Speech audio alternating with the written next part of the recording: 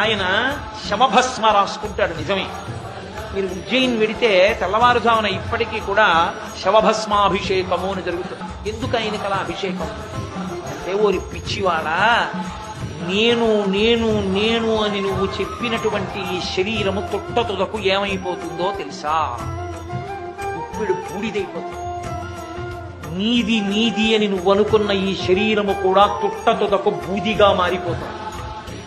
ఆ బూదిని కూడా పుచ్చుకునేవాణ్ణి నేను ఒక్కడినే.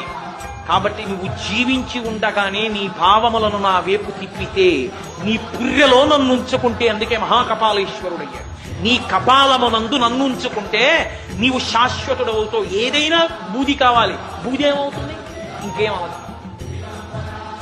బూది బూదిగానే ఉండిపోతుంది, శాశ్వతత్వాన్ని పొందుతుంది. నువ్వు కూడా అటువంటి శాశ్వతుడవుతావు, నా యందు కలిసిపోతావని చెప్పడానికి బూది అలదుకుని ఉంటాడు.